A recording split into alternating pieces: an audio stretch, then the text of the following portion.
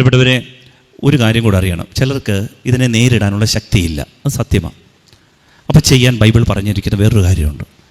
ഒന്ന്, say no, അന്നേരം തന്നെ നോ പറയണം. ഈ വിശുദ്ധി ദൈവം ആഗ്രഹിക്കുന്നുണ്ട്. രണ്ട്, ചിലർക്ക് അതിനുള്ള ബലമില്ലാതെ പോയാൽ ബൈബിൾ പറയുകയാണ് ഓടിക്കോണം. ഞാനൊന്ന് ചോദിച്ചോട്ടെ, അതായത് ആരെയാണ് നമ്മൾ കൂടുതൽ പേടിക്കേണ്ടത്? പിശാചിനെയാണോ ജഡിക പാപത്തെയാണോ?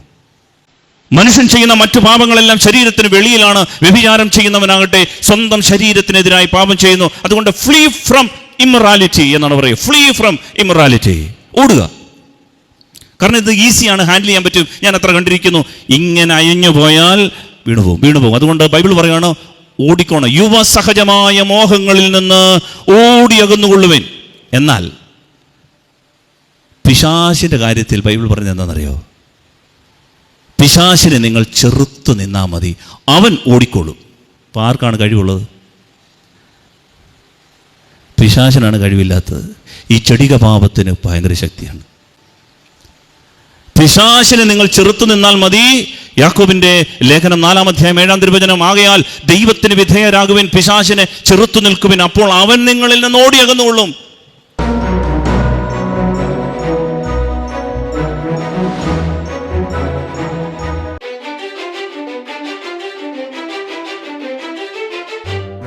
ഈശോയിലേറ്റവും സ്നേഹമുള്ളവരെ, നമ്മളിന്ന് ഈ കാലഘട്ടത്തിൽ നമ്മുടെയൊക്കെ ജീവിതത്തിൽ, നമ്മുടെ കുഞ്ഞുങ്ങളുടെ ജീവിതത്തിലൊക്കെ വളരെ ആവശ്യമുള്ള, ഏത് കാലത്ത് നമ്മളെപ്പോഴും വേട്ടയാടിക്കൊണ്ടിരിക്കുന്ന ഒരു പാപകാരണത്തെ, അതിൻ്റെ വേരിനെ ഒന്ന് തിരിച്ചറിഞ്ഞുകൊണ്ട് ദൈവസന്നിധിയിൽ നമുക്ക് മാപ്പ് ചോദിക്കാനും സ്വയം വിശുദ്ധീകരണത്തിനും ആത്മപരിശോധനയ്ക്കും കാരണമാകുവാനും പ്രത്യേകം ശ്രദ്ധിക്കാം. നമ്മുടെ വിഷയം ലൈംഗിക വിശുദ്ധി, ജഡിക വിശുദ്ധി എന്നുള്ളതാണ്. ശരീരത്തിൻ്റെ വിശുദ്ധി. നമുക്കറിയാം, ഈ വിഷയം സംസാരിക്കേണ്ടതിൻ്റെ ആവശ്യമുണ്ടോ എന്ന് പലപ്പോഴും പല ആളുകളും പറയാറുണ്ട്. ഇതൊക്കെ സംസാരിക്കേണ്ട ആവശ്യമുണ്ട്. അങ്ങ് വിദേശ രാജ്യങ്ങളിൽ, പ്രത്യേകിച്ച് അമേരിക്കയിലൊക്കെ ഇത് പറഞ്ഞു കഴിഞ്ഞാൽ ആളുകൾ പറയും ഞങ്ങളുടെ മനസ്സ് വിഷമിച്ച്, ഞങ്ങളുടെ മനസ്സിന് കുറ്റബോധം ഉണ്ടാക്കി, അതുകൊണ്ട് അച്ഛനെതിരെ കേസ് കൊടുക്കാനുള്ള സാധ്യതയുണ്ട്. ഇങ്ങനെയൊക്കെ ആളുകൾ പറയും. കാരണം അവർക്കൊന്നും ഈ വിഷയങ്ങളൊന്നും കേൾക്കേണ്ടി വരുന്നില്ല എന്നുള്ളതാണ് കഴിഞ്ഞ ഇടയിൽ അവിടെ പോയ ഒരു അച്ഛൻ്റെ സാക്ഷ്യം.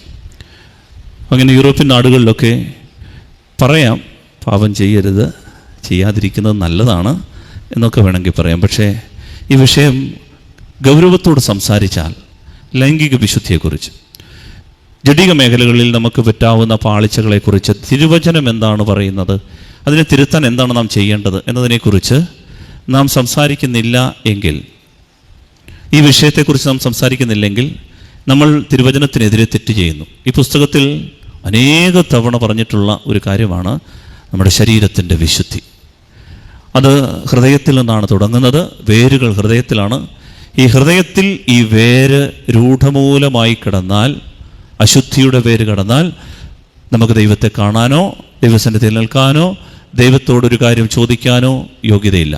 അതുകൊണ്ട് നമ്മൾ ഈ സൂക്ഷ്മമായി ഒരല്പനേരം, ചിലപ്പോൾ ഒരു 10 മിനിറ്റോട് കൂടുതൽ എടുക്കേണ്ടി വന്നേക്കും. എന്നാലും നമ്മൾ ശ്രദ്ധയോടെ ഈ വചന ശുശ്രൂഷയിൽ സംബന്ധിക്കണം. വെറുതെ ഹല്ലേലൂയ, ഹല്ലേലൂയ, ഹല്ലേലൂയ. പ്രിയപ്പെട്ട ദൈവമക്കളെ, ഈ സെക്ഷൽ പ്രഷേഴ്സ്, അല്ലെങ്കിൽ നമുക്ക് ഈ ജഡികമായിട്ടുള്ള താല്പര്യങ്ങൾ, ജഡികമായിട്ടുള്ള സമ്മർദ്ദങ്ങൾ, ഇതാരെങ്കിലും പറയുകയാണ്. ചില ആളുകളൊക്കെ ഉണ്ട് ഭക്തി കൊണ്ട് പറയും, എനിക്കങ്ങനെ ഒന്നുള്ളൊരു ചിന്തയൊന്നുമില്ല, എനിക്കങ്ങനെ ഒരു വിചാരമൊന്നുമില്ല, ഞാൻ എൻ്റെ കർത്താവിനോടൊത്താണ് കഴിയുന്നതെന്ന് പറയുന്ന ആൾക്കാരുണ്ട്. പക്ഷേ അങ്ങനെ ഇല്ല എന്ന് പറഞ്ഞാൽ അതിൻ്റെ അർത്ഥം എന്താണെന്നറിയാമോ? ഒന്നുകിൽ അത് കള്ളം പറയുന്നു, അല്ല എങ്കിൽ ഒരു ഡോക്ടറെ കാണുന്നത് നല്ലതാണ്, ഒരു മെഡിക്കൽ ചെക്കപ്പ് നടത്തുന്നത് നല്ലതാണ്. കാരണം എല്ലാ മനുഷ്യനിലും ഈ ഒരു താല്പര്യമുണ്ട്. ഇത് ദൈവത്തിൻ്റെ സൃഷ്ടിയാണ്. ദൈവം മനുഷ്യനെ ഈ സൃഷ്ടികർമ്മത്തിൽ പങ്കുചേർക്കാൻ നൽകിയിരിക്കുന്ന ശേഷിയാണ് ലൈംഗിക ശേഷി. ഇതെല്ലാം മനുഷ്യനിലും ദൈവം നൽകിയിട്ടുണ്ട്. പക്ഷേ പ്രശ്നം, ഞാൻ പലപ്പോഴും ദൈവത്തോട് ചോദിച്ചിട്ടുള്ള ഒരു ചോദ്യം ഇതാണ്: കർത്താവേ, ഇതൊരു 13-ാം വയസ്സിൽ തുടങ്ങി കല്യാണം കഴിക്കുന്നത് വരെ ഇങ്ങനെയുള്ള ഈ താല്പര്യം, അത് 28 വയസ്സ് വരെ ഒരു 10-15 വർഷക്കാലം ഈ എരുതിയിലിട്ട് ഈ സമ്മർദ്ദമെല്ലാം കൊടുത്ത് ഇങ്ങനെ ഇട്ട് കഷായിക്കേണ്ട ആവശ്യമുണ്ടോ? കല്യാണം കഴിക്കുന്നതിൻ്റെ 1 വർഷം മുമ്പൊക്കെ ഈ താല്പര്യം കൊടുത്താൽ പോരെ? അപ്പോൾ പിന്നെ ഈ പ്രശ്നങ്ങളൊന്നും ഇല്ലല്ലോ. ഇത് എനിക്കറിയാവുന്ന ധാരാളം ചെറുപ്പക്കാർ വന്ന് അവരുടെ സങ്കടങ്ങൾ പറയും, പറ്റുന്നില്ല അച്ഛാ, ഈ മേഖലയിൽ നിയന്ത്രിക്കാൻ പറ്റുന്നില്ല, കണ്ണിനെ നിയന്ത്രിക്കാൻ പറ്റുന്നില്ല, ചിന്തകൾ കാട് കയറി പോവുകയാണ് അച്ഛാ, എനിക്കെങ്ങനെ രക്ഷപ്പെടണമെന്നുണ്ട്, എനിക്ക് ശരീരത്തിൻ്റെ വിശുദ്ധി കാത്തു സൂക്ഷിക്കാൻ പറ്റുന്നില്ല, സ്വയം പാപത്തിൽ വീണു പോവുകയാണ്. അപ്പോൾ ഇത് കേട്ടിട്ട് ഞാൻ കർത്താവിനോട് ചോദിച്ചു, കർത്താവേ, ഇത് ഈ കല്യാണത്തിന് 1 വർഷം മുമ്പ് കാണാൻ കൊടുത്താൽ മതിയായിരുന്നു. എന്തുകൊണ്ടാണ് ദൈവം ഇത് അനുവദിച്ചത്? സ്നേഹമുള്ളവരെ, അതിൻ്റെ കാരണം ഇത്രയേ ഉള്ളൂ. നിൻ്റെ ദൈവത്തിന് നിന്നെ ഒരു പോരാളിയാക്കാൻ ആഗ്രഹമുണ്ട്. നിൻ്റെ ദൈവത്തിന് നിന്നെ വളരെ ശക്തനായ, കരുത്തനായ ഒരു ദൈവ പൈതലാക്കി കാണാൻ ആഗ്രഹമുണ്ട്.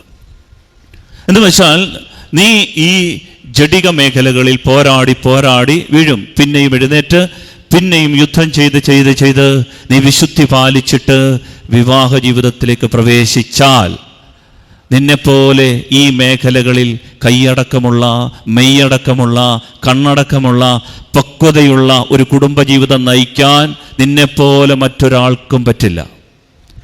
ഈ ഒരു നിയന്ത്രണം നിനക്കാവശ്യമുണ്ട്. ഇല്ലെങ്കിൽ നീ കല്യാണം കഴിച്ചാലും നീ പാളിപ്പോകും, നീ മറുകണ്ഠം ചാടും, നീ വേലിക്ക് അപ്പുറത്ത് പോകും. അതുകൊണ്ട് ദൈവത്തിന് നിന്നെ ഈ മേഖലകളിൽ ഒരു കരുത്തനായ, കൈയടക്കമുള്ള, ആത്മനിയന്ത്രണത്തിൻ്റെ ആത്മാവിനെ തന്ന് ഒരു സെൽഫ് ഡിസിപ്ലിൻഡ് ആയിട്ടുള്ള ഒരു ജീവിതം നയിക്കാൻ ദൈവത്തിന് നിന്നെക്കൊണ്ട് ആഗ്രഹമുണ്ട്. എന്നതുകൊണ്ടാണ് ഈ ഒരു ചോദന നീണ്ട കാലത്തേക്ക് പരീക്ഷണമായി, സമ്മർദ്ദമായി നമുക്ക് ദൈവം അനുവദിച്ചിട്ടുള്ളത്. കരമേറി പറ ഹല്ലേലൂയ, ഹല്ലേലൂയ. പണ്ട് കാലത്ത് ഞാൻ സെമിനാറിലൊക്കെ പഠിച്ചുകൊണ്ടിരിക്കുന്ന സമയത്ത്, ചെറുപ്പത്തിൻ്റെ കാലത്ത് സെമിനാറിൽ പഠിപ്പിക്കുന്ന ഒരു വിഷയമുണ്ട്, മോറൽ തിയോളജി, എത്തിക്സ്. അപ്പോൾ ഈ മോറൽ തിയോളജി അത് പഠിക്കാൻ ഞങ്ങൾക്ക് വലിയ താല്പര്യം. കാരണം ഈ വിഷയങ്ങൾ കൈകാര്യം ചെയ്യുന്നത് കൂടുതലും ഇങ്ങനെയുള്ള വിഷയങ്ങളാണ്. അപ്പോൾ ഇങ്ങനെയുള്ള വിഷയങ്ങൾ കൈകാര്യം ചെയ്യുമ്പോൾ നമ്മൾ കൗതുകത്തോടെ ഇതെല്ലാം കേട്ടിരിക്കും. കാരണം നമ്മുടെ വിഷയം, നമ്മളും ഈ പ്രായത്തിലൂടെ കടന്നു പോവുകയാണ്, നാം യുദ്ധം ചെയ്തുകൊണ്ടിരിക്കുന്നത് മുഴുവൻ ഈ മേഖലയിലാണ്. അപ്പോൾ വേറെ അച്ഛന്മാർ വേറെ വിഷയങ്ങൾ പഠിപ്പിക്കും, ന്യൂമാറ്റോളജി, എപ്പിസ്റ്റമോളജി, ന്യൂമനോളജി, ടൈപ്പോളജി, അതിലൊക്കെ ഞങ്ങളിങ്ങനെ ഇരിക്കും. അതൊക്കെ കുഴപ്പമില്ല. പക്ഷേ ഈ വിഷയം, കാരണം ഇതെൻ്റെ വിഷയമാണ്. സ്നേഹമുള്ളവരെ, നമുക്കറിയാം ഇത് ഇല്ല, ഇത് നമ്മൾ നേരിടുന്നില്ല എന്ന് പറഞ്ഞു കഴിഞ്ഞാൽ ഒരു മണ്ടത്തരമാണ്. എല്ലാവരുടെയും ജീവിതത്തിൽ ഈ ഒരു പ്രതിസന്ധി, ഇതിനെ കൈകാര്യം ചെയ്യാനായിട്ട് ദൈവം ഇടവരുത്തും. അപ്പോൾ ദൈവത്തിന് നമ്മുടെ ജീവിതത്തിൽ ഇതുകൊണ്ട് എന്താണ് ലക്ഷ്യമാക്കുന്നത്? ശ്രദ്ധയോടെ നമുക്ക് കേൾക്കാം. ദൈവത്തിൻ്റെ മുൻപിൽ ഈ സന്ധ്യയിലിരുന്നു കൊണ്ട് ഒരു ആത്മപരിശോധനയ്ക്ക് നമ്മൾ വിധേയമാകണം. എന്താണ് വചനത്തിലൂടെ ദൈവം വെളിപ്പെടുത്തി തന്നിരിക്കുന്നത്? എന്താണ് ദൈവത്തിൻ്റെ മനസ്സ് നമ്മളെക്കുറിച്ച്? ഈ വിശുദ്ധി പാലിച്ചാൽ, ഈ കൈയടക്കം, ഈ മെയ്യടക്കം, ഈ കണ്ണടക്കം ഇത് പാലിച്ചാൽ, ജീവിതത്തിൻ്റെ വിശുദ്ധി പാലിച്ചാൽ എന്താണ് ദൈവം നമുക്ക് നൽകുന്ന പ്രതിഫലം? അതിനെക്കുറിച്ച് നമുക്ക് മനസ്സിലാക്കുന്നതിന് മുൻപ് ആദ്യമേ നാം തിരിച്ചറിയേണ്ട ഒരു കാര്യം, നമ്മൾ ഈ പ്രശ്നം കൈകാര്യം ചെയ്യണം. ഇതൊരു വിഷയമായി പലരുടെയും മുൻപിൽ അവതരിക്കും, എല്ലാവരുടെയും മുൻപിൽ അവതരിപ്പിക്കും. ഇതൊരു വിഷയമാണ്. എന്ത്? ഈ മറുകണ്ഠം ചാടാൻ, ആസ്വാദ്യകരമായി ഇതിൻ്റെ പുറകെ പോകാൻ, ഇഷ്ടപ്പെട്ട മനസ്സിനിണങ്ങിയ ആളുകളുടെ പുറകെ പോകാൻ, സൗന്ദര്യത്തിൻ്റെ പുറകെ പോകാൻ, വശീകരണ ശക്തിയുള്ളതിൻ്റെ പുറകെ പോകാൻ, പ്രിയപ്പെട്ടവരെ, എല്ലാ മനുഷ്യരിലും ഈ പ്രലോഭനം ഉടലെടുക്കും. അപ്പോൾ ഈ പ്രലോഭനത്തെ നമ്മൾ കൈകാര്യം ചെയ്യണം. അതായത് നമ്മുടെ ജീവിതം എന്ന് പറയുന്നത്, എല്ലാവരുടെയും ജീവിതം അത് 2 ഭാഗങ്ങളാണ്. ഒന്ന്, ഒരു കാണപ്പെടുന്ന ഭാഗം, ഒരു ഫിസിക്കൽ ലൈഫ് എന്ന് പറഞ്ഞാൽ നിങ്ങൾക്കിപ്പോൾ എൻ്റെ ശരീരം കാണാം, എൻ്റെ ചിരി കാണാം, എൻ്റെ ശബ്ദം കേൾക്കാം, എൻ്റെ കണ്ണ് കാണാം, എൻ്റെ രൂപം കാണാം. ഇതെന്ന് പറയുന്നത് ഒരു ഫിസിക്കൽ ലൈഫ്, കാണപ്പെടുന്ന ഒരു ലോകം. എന്നാൽ കാണപ്പെടാത്ത, ഹിഡനായിട്ടുള്ള ഒരു പ്രൈവറ്റ് ലൈഫ് എല്ലാവർക്കും ഉണ്ട്. അതാർക്കും കാണില്ല. മനസ്സിൻ്റെ ഉള്ളിലെ വിചാരങ്ങൾ, ചിന്തകൾ, എന്താണ് ഞാനിപ്പോൾ ചിന്തിച്ചുകൊണ്ടിരിക്കുന്നത്, ഇവിടെ ഇരിക്കുമ്പോഴും എൻ്റെ കൂടെ കടന്നു പോകുന്ന ചിന്തകൾ എന്തൊക്കെ, ആർക്കും പിടികിട്ടില്ല. Hallelujah, hallelujah, hallelujah. ഇതുപോലെ ശ്രദ്ധിക്കണം, ഇതുപോലെ നമ്മുടെ മനസ്സിനും 2 ഭാഗങ്ങളുണ്ട്. അതായത് നമ്മുടെ മനസ്സിൻ്റെ ഒരു 100% ഉണ്ടെങ്കിൽ ഒരു 90% കാണപ്പെടാത്ത കാര്യങ്ങളാണ്. ഒരു 10% കാണപ്പെടുന്ന മനസ്സിലാകുന്ന കാര്യങ്ങളാണ്. ഞാൻ ആവർത്തിക്കുന്നു, ശ്രദ്ധിച്ച് കേൾക്കണം. പല ആളുകളും മനസ്സിലേക്ക് കടന്നു വരുന്ന പല കാര്യങ്ങളും, എന്തുകൊണ്ടാണ് ഇങ്ങനൊരു ചിന്ത വന്നത്, എന്തുകൊണ്ടാണ് ഇങ്ങനൊരു വിചാരം എനിക്കുണ്ടായത് എന്നറിയുന്നില്ല. ഇത് പുറത്ത് വന്നു കഴിയുമ്പോഴാണ് മനസ്സിലാകുന്നത്, അതങ്ങനെ ഒരു ചിന്തയായിരുന്നല്ലോ, ഇതങ്ങനൊരു ആഗ്രഹമായിരുന്നല്ലോ. ഇത് ഈ കടലിനടിയിൽ കിടക്കുന്ന മഞ്ഞുകട്ട കണക്കെയാണ്, ഐസ്ബർഗ് പോലെ. നമുക്കറിയാം, വലിയ കപ്പലൊക്കെ തട്ടി മറിഞ്ഞ ഈ വലിയ മഞ്ഞുകട്ട, ഇതിൻ്റെ 1% മാത്രമേ വെളിയിൽ കാണുകയുള്ളൂ. ബാക്കി 90% ഈ കടലിനടിയിലാണ്. നമുക്ക് മനസ്സിലാകാൻ എളുപ്പത്തിൽ പറഞ്ഞാൽ, നമ്മളൊരു ഗ്ലാസ്സിൽ ഓറഞ്ച് ജ്യൂസ് എടുക്കുന്നത് വെച്ച്, ഈ ഓറഞ്ച് ജ്യൂസിൻ്റെ മണ്ടയ്ക്ക് നമ്മൾ അതിനകത്തേക്ക് ഒരു ഐസ് ക്യൂബ് ഇട്ടെന്ന് വെച്ചു, ഒരു ഐസ് കട്ട. ഈ ഐസ് കട്ടയുടെ 1% മാത്രം പൊങ്ങിക്കിടക്കും, ബാക്കി 90% താണു കിടക്കും. നമ്മൾ ഈ 1% ഒരു കത്തി കൊണ്ട് കട്ട് ചെയ്ത് മുറിച്ച് മാറ്റിയാൽ കാണുന്ന കാഴ്ച എന്താണെന്നറിയാമോ? ബാക്കി 90% പൊന്തി പൊന്തി പൊന്തി വരും. എന്തെല്ലാം മുറിച്ചു മാറ്റുന്നോ, വളരെ ശ്രദ്ധിക്കണം, ഈ ഒരു പ്രിൻസിപ്പിൾ നമ്മൾ മനസ്സിലാക്കണം. ഇത് എത്രയും നമ്മൾ കാണപ്പെടുന്ന ഭാഗം വെട്ടി ഒരുക്കുന്നോ, മുറിച്ചു മാറ്റുന്നോ, കൈകാര്യം ചെയ്യുന്നോ, അപ്പോൾ കാണപ്പെടാതെ മനസ്സിൻ്റെ അടിത്തട്ടിൽ കിടക്കുന്ന ഈ ഐസ് ക്യൂബ് ഇത് പൊങ്ങി പൊങ്ങി പൊങ്ങി വരും. പ്രിയപ്പെട്ടവരെ, നമ്മുടെ ജീവിതത്തിൽ കാണപ്പെടുന്ന ചില വൈകൃത മേഖലകളുണ്ട്, ജഡത്തിൻ്റെ മേഖലകളിൽ നമുക്കറിയാവുന്ന ചില ബലഹീനതകളുണ്ട്. ഇതിനെ നാം എൻകൗണ്ടർ ചെയ്യണം, കൈകാര്യം ചെയ്യണം. ഇതിനെ നമ്മൾ നിഷേധിക്കുകയും വെട്ടി മുറിക്കുകയും വെട്ടി ഒരുക്കുകയും ഇതിനെ നമ്മൾ മുറിച്ചു മാറ്റുകയും ചെയ്യാൻ തയ്യാറായില്ലെങ്കിൽ എന്താ സംഭവിക്കുന്നത് അറിയാമോ? ഈ മേഖലകളിൽ ഒരു 90% മനസ്സിൻ്റെ അടിത്തട്ടിൽ ഇങ്ങനെ കിടക്കും. ഇപ്പം പ്രശ്നമില്ല, കുറേ നാൾ കഴിയുമ്പോൾ രാത്രിയിലെ ഉറക്കങ്ങളെപ്പോലും ഇത് ശല്യം ചെയ്യും. നിസ്സാര കാര്യത്തിൽ പോലും ഇത് പല രൂപങ്ങളായി, വികാരപ്രകടനങ്ങളായി പുറത്തു വരും. നാം അറിയാതെ ചെയ്തു കൂട്ടുന്ന തിന്മകൾക്ക് കാരണമാകും. കാരണം 25 വർഷം അശ്ലീല ചിത്രങ്ങൾ മാത്രം കണ്ടുകൊണ്ടിരിക്കുന്ന ഒരു മനസ്സിൽ അടിത്തട്ടിൽ കിടക്കുന്ന ചിത്രങ്ങൾ പ്രിയപ്പെട്ടവരെ, ഒരു പ്രായം കഴിയുമ്പോൾ നിയന്ത്രിക്കാൻ പറ്റാത്ത വിധം മനസ്സിൽ തികട്ടി വരും. പിന്നെ ആളുകളോട് യുദ്ധം ചെയ്തിട്ട് കാര്യമൊന്നുമില്ല. മനസ്സിൻ്റെ ഉള്ള സമാധാനം നഷ്ടപ്പെടുന്ന 70 കഴിഞ്ഞിട്ടുള്ള ആളുകളെ എനിക്കറിയാം. നിയന്ത്രിക്കാൻ പറ്റുന്നില്ല. അപ്പോൾ ചിന്തിച്ചേക്ക്, ഇത്രയും കഴിഞ്ഞിട്ടോ? അതെ, ഇത് വളരെ അപകടം പിടിച്ച ഒരു കാര്യമായതുകൊണ്ടാണ് ഈശോ വളരെ വ്യക്തമായി പറയുന്നത്, ഈ വ്യഭിചാരം എന്ന് പറയുന്ന പാപം, ശരീരത്തിൻ്റെ അശുദ്ധി എന്ന് പറയുന്ന പാപം, ഇത് ശരീരത്തിൻ്റെ അശുദ്ധിക്ക് കാരണം അത് ഉള്ളിൽ നിന്ന് വരുന്നതാണ്. ബാക്കി എല്ലാ പാപവും പുറത്താണ്.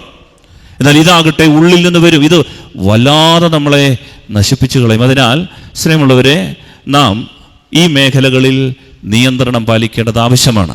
അതിനാൽ ഈ കാണാവുന്ന നമ്മുടെ ജീവിതത്തിൽ നമ്മൾ നിരന്തരം എൻകൗണ്ടർ ചെയ്യുന്ന ഈ മേഖലകളിലെ തെറ്റ്, ചിലപ്പോൾ സ്വയംഭോഗമെന്നായിരിക്കും, ചിലപ്പോൾ പൊർണോഗ്രഫി ആയിരിക്കും, അശ്ലീല കാഴ്ചകൾ കാണുക, ചിലപ്പോൾ ആളുകളോട് സംസാരിക്കുന്ന അശ്ലീല സംസാരമാകും. ഈ മേഖലകളെ നമ്മൾ എൻകൗണ്ടർ ചെയ്യണം. ഈ മേഖലകളിൽ ബോധപൂർവം നിയന്ത്രണം നമ്മൾ നടത്തിയില്ലെങ്കിൽ, പ്രിയപ്പെട്ടവരെ, ഇതുമായി ബന്ധപ്പെട്ട് മനസ്സിൻ്റെ അടിത്തട്ടിൽ ഇതിൻ്റെ വകഭേദങ്ങളായി നാരുപോലെയുള്ള വേരുകൾ ധാരാളം മനസ്സിൽ കിടക്കും. അത് നമ്മുടെ ജീവിതത്തിൻ്റെ എല്ലാ മേഖലകളെയും ദുരിതപൂർണമാക്കും. അതുകൊണ്ട് നമ്മൾ ഇതിനോട് യുദ്ധം ചെയ്യണം. വെട്ടിയൊരുക്കേണ്ടതിനെ വെട്ടിയൊരുക്കണം, മുറിച്ചു മാറ്റേണ്ടതിനെ മുറിച്ചു മാറ്റണം. ഇതാണ് ബൈബിളിൻ്റെ ജ്ഞാനം, ഇതാണ് ബൈബിൾ പറഞ്ഞിരിക്കുന്ന ജ്ഞാനം. ഹല്ലേലൂയ, ശ്രമേലി ഹല്ലേലൂയ. ജ്ഞാനത്തിൽ വളരണമെങ്കിൽ നമ്മുടെ കാണപ്പെടുന്ന കാര്യങ്ങളുമായി നമ്മൾ ഇടപെടണം. കാണപ്പെടുന്ന കാര്യങ്ങളുമായി നമ്മൾ ഇടപെടണം. നമുക്കറിയാവുന്ന കാര്യങ്ങളുമായി നാം ഏറ്റുമുട്ടണം. To grow in wisdom we have to deal with what we know. നമുക്കറിയാവുന്ന കാര്യങ്ങളെ നമ്മൾ കൈകാര്യം ചെയ്യണം. അതിനാൽ നമ്മുടെ ഈ അറിയാവുന്ന പാപം, ഈ മേഖലകളിൽ പാപമുണ്ട് എങ്കിൽ അത് കുമ്പസാരത്തിൽ ഏറ്റുപറഞ്ഞ് കുമ്പസാരിക്കണം. അതാണ് അതിനെ ഡീൽ ചെയ്യണമെന്ന് പറയുന്നത്. കുമ്പസാരത്തിൽ ഏറ്റുപറഞ്ഞ് നമ്മൾ കുമ്പസാരിക്കണം. അപ്പോൾ നമ്മുടെ ഈ മുറിച്ചു മാറ്റുന്ന ഭാഗത്തിന് ശേഷമുള്ള ഈ തിന്മകൾ എന്തെങ്കിലും ഉണ്ടെങ്കിൽ അതെല്ലാം പൊന്തി വരും. പ്രിയപ്പെട്ടവർ, നമ്മൾ പൂർണ്ണമായ വിശുദ്ധിയിലേക്ക് നയിക്കപ്പെടും. അതുകൊണ്ട് ഈ ദുർമോഹം അഥവാ ജഡികാസക്തി, ഈ പ്രലോഭനങ്ങൾ, ഇത് ദൈവം എന്തിനാണ് അനുവദിക്കുന്നത്? ഇതാണ് നമ്മൾ ശ്രദ്ധിക്കേണ്ടത്. എന്തുകൊണ്ടാണ് ദൈവം ഇത് അനുവദിക്കുന്നത്? ഇത് കൃത്യമായിട്ട് ബൈബിൾ പറയുന്നുണ്ട്. കൊറിന്തോസിലെ സഭയ്ക്ക് എഴുതിയ 1-ാം ലേഖനത്തിൻ്റെ 10-ാം അധ്യായം 13-ാം തിരുവചനത്തിൽ പറയുന്നുണ്ട്, ദൈവം എന്തുകൊണ്ടാണ് ഇത് അനുവദിക്കുന്നത്. വായിക്കാം. കൊറിന്തോസിലെ സഭയ്ക്ക് എഴുതിയ 1-ാം ലേഖനം 10-ാം അധ്യായം 13-ാം തിരുവചനം. വചനം ഇതാണ്: മനുഷ്യ സാധാരണമല്ലാത്ത ഒരു പ്രലോഭനവും നിങ്ങൾക്ക് നേരിട്ടിട്ടില്ല. ദൈവം വിശ്വസ്തനാണ്. നിങ്ങളുടെ ശക്തിക്കതീതമായ പ്രലോഭനങ്ങൾ ഉണ്ടാകാൻ അവിടുന്ന് അനുവദിക്കുകയില്ല. പ്രലോഭനങ്ങൾ ഉണ്ടാകുമ്പോൾ അവയെ അതിജീവിക്കാൻ വേണ്ട ശക്തി അവിടുന്ന് നിങ്ങൾക്ക് നൽകും. അതായത് മനസ്സിലാക്കേണ്ട ഒരു കാര്യം, ദൈവം അനുവദിക്കാതെ പിശാച് ഒരിക്കലും നമ്മളെ പ്രലോഭിപ്പിക്കത്തില്ല. ദൈവം അനുവദിക്കാതെ. അതായത് പിശാച് വന്നിട്ട് ദൈവത്തോട് ചോദിക്കും, ദൈവമേ അനുവാദം തരണം. അപ്പോൾ ദൈവം ചോദിക്കും, എന്തിന്? പിശാച് പറയും, ആ ബെന്യച്ചൻ്റെ വിശ്വസ്തത ഇപ്പം ഞാൻ തെളിയിച്ചു തരാമെന്ന് പറയും. അപ്പോൾ ദൈവം ചോദിക്കും, അതിന്? അപ്പോൾ പിശാച് പറയും, അവനെ പ്രലോഭിപ്പിക്കാൻ എനിക്ക് അനുവാദം തരണം. അപ്പോൾ ദൈവം പറയും, തരില്ല. അപ്പോൾ പിശാച് അങ്ങ് പോകും. 1 മാസം കഴിഞ്ഞ് ദൈവത്തിൻ്റെ അടുത്ത് വരും, ദൈവമേ എന്താണ്? എനിക്ക് അനുവാദം തരണം. എന്തിന്? ആ ബെന്യച്ചൻ്റെ വിശ്വസ്തത തെളിയിക്കാൻ എനിക്ക് അവനെ പ്രലോഭിപ്പിക്കണം. അപ്പോൾ ദൈവം പറയും, തരില്ല. ഇങ്ങനെ കുറേ നാൾ കഴിയുമ്പോൾ, 6 മാസം കഴിയുമ്പോൾ പിന്നെയും പിശാച് ചോദിക്കും, ദൈവമേ എനിക്ക് അനുവാദം തരണം. എന്ത്? ബെന്യച്ചൻ്റെ വിശ്വസ്തത തെളിയിക്കാൻ. അനുവദിച്ചിരിക്കുന്നു. അതെന്താ ഇപ്പം അനുവദിക്കുന്നത്? ഇപ്പം അനുവദിക്കാൻ്റെ കാരണം എന്താണെന്നറിയാമോ? ഇപ്പം ദൈവം നോക്കുമ്പോൾ ബെന്യച്ചൻ ഇച്ചിരി കൈക്കരുത്തും മെയ്ക്കരുത്തും ഒക്കെ. അന്ന് പ്രലോഭിപ്പിച്ചിരുന്നെങ്കിൽ എൻ്റെ പൊടി പോലും കിട്ടില്ലായിരുന്നു. പ്രിയമുള്ളവരെ, ദൈവം അനുവദിക്കും. എപ്പോഴാണെന്നറിയാമോ? നമ്മുടെ ശക്തി നമുക്കുണ്ട്, ഇതിനെ നേരിടാനുള്ള കരുത്ത് നമുക്കുണ്ട് എന്ന് ദൈവത്തിന് ബോധ്യമുണ്ടെങ്കിൽ ദൈവം പ്രലോഭനം അനുവദിക്കും. പലരും പറയുന്നത് കേട്ടിട്ടുണ്ട്, എനിക്കിത് താങ്ങാൻ വയ്യായേ, എനിക്ക് മടുത്തേ, ദൈവമേ എന്തിനാ നീ എന്നെ ഇട്ടിങ്ങനെ പീഡിപ്പിക്കുന്നത്? പ്രിയപ്പെട്ടവർ, ഇത് ദൈവനിഷേധ ചിന്തയാണ്. ഇത് പിശാചിൽ നിന്ന് വരുന്നതാണ്. വചനം എന്താ പറയുന്നതെന്നറിയാമോ? നമ്മുടെ ശക്തിക്ക് അതീതമായ ഒരു പ്രലോഭനവും ദൈവം അനുവദിക്കില്ല. വലുതരം പറ ഹല്ലേലൂയ, ഹല്ലേലൂയ, ഹല്ലേലൂയ. ദൈവം ഉൽപ്പത്തി പുസ്തകം 4-ാം അധ്യായം 7-ാം തിരുവചനത്തിൽ കായനോട് പറയുകയാണ്, കായൻ, ഉചിതമായത് പ്രവർത്തിച്ചാൽ നീയും സ്വീകാര്യനാവില്ലേ? നല്ലത് ചെയ്യുന്നില്ലെങ്കിൽ പാപം വാതിൽക്കൽ തന്നെ പതിയിരിപ്പുണ്ടെന്ന് നീ ഓർക്കണം. അത് നിന്നിൽ താല്പര്യം വെച്ചിരിക്കുന്നു. എന്നിട്ട് ദൈവം പറയുകയാണ്, നീ അതിനെ കീഴടക്കണം. ദൈവം നോക്കുമ്പോൾ കായന് കരുത്തുണ്ട്. എന്തിന്? ഈ പാപത്തെ കീഴടക്കാൻ കായന് പറ്റും. കായന് അതിന് പറ്റും. ഇത് ദൈവത്തിനറിയാം. അതുകൊണ്ടാണ് ദൈവം പറയുന്നത്, നീ അതിനെ കീഴടക്കണം. പ്രിയമുള്ളവരെ, അതിനുള്ള ആരോഗ്യം, കരുത്ത് നമുക്കുണ്ട് എന്ന് ദൈവത്തിന് ഉറപ്പായാലേ ദൈവം ആ പ്രലോഭനം അനുവദിക്കുകയുള്ളൂ. കാരണം നമ്മൾ കരുത്തരായി കാണപ്പെടാനാണ് ദൈവം ആഗ്രഹിക്കുന്നത്. നമ്മൾ ഈ കിയൊന്നും നടക്കാനല്ല ദൈവത്തിൻ്റെ മക്കൾ, ദൈവസന്നിധിയിൽ പെക്കോ നടക്കാനല്ല ദൈവം ആഗ്രഹിക്കുന്നത്. മറിച്ച് കരുത്തരായ ദൈവമക്കളെയാണ് ദൈവം നമ്മിൽ നിന്ന് ആഗ്രഹിക്കുന്നത്. Hallelujah, hallelujah, hallelujah, hallelujah. ചിലർക്കൊന്ന് പറയാനുണ്ട്, അച്ഛോ പ്രലോഭനം കൊണ്ട് സഹിട്ട് പറ്റുന്നില്ല അച്ഛാ, അതുകൊണ്ടൊരു വചനം പറഞ്ഞു തരാൻ പറയും. അങ്ങനെ കുറച്ച് നാൾ കഴിയുമ്പോൾ ഈ വചനമൊക്കെ ഇങ്ങനെ കൊടുക്കുമായിരുന്നു. ഈ വചനം അങ്ങോട്ട് ഉച്ചരിച്ച് നടക്കുമ്പോൾ മോനെ നിനക്ക് ഈ പ്രലോഭനം വിട്ടുപോകുമെന്ന് പറയും. പക്ഷേ 1 മാസം കഴിയുമ്പോൾ പിന്നെ അവൻ വന്ന് ഇങ്ങനെ പമ്മ നിൽക്കുന്ന കണ്ടിട്ട്, എന്ത് പറ്റിയടാ? അതെ, വേറെ വല്ല വചനമുണ്ടോ, അല്ല എഫക്റ്റുള്ള വചനമുണ്ടോ? പറ്റുന്നില്ലെന്ന് പറയും. ഇപ്പം എന്താ ഇതിൻ്റെ കാര്യം? സ്നേഹമുള്ളത്, നമുക്കറിയാം, വചനമെന്ന് പറയുന്നത് ദൈവത്തിൻ്റെ വായിൽ നിന്ന് വരുന്ന ദൈവത്തിൻ്റെ വചനം നമ്മുടെ ഭക്ഷണമാണ്. അത് നമുക്കറിയാം, വ്യക്തമായിട്ട് നമുക്കറിയാം. അത് നിർത്തി, ദൈവത്തിൻ്റെ വായിൽ നിന്ന് വരുന്ന വചനം അത് ഭക്ഷണമാണ്, നമുക്കറിയാം. ഈ ഭക്ഷണം കഴിച്ചുകൊണ്ടേയിരിക്കുക. ശ്രദ്ധിച്ച് കേൾക്കണം. ഒരാൾ ഈ ഭക്ഷണം കഴിച്ചുകൊണ്ടേയിരിക്കുക, ഫുഡ് വചനം. ഈ ആള് വണ്ണം വെച്ച് വരും. കാരണം ഇഷ്ടംപോലെ ഫുഡ് കഴിച്ചുകൊണ്ടിരിക്കുക. ഈ ആള് നന്നായിട്ട് വണ്ണം വെക്കുന്നുണ്ട്, തടി വെക്കുന്നുണ്ട്.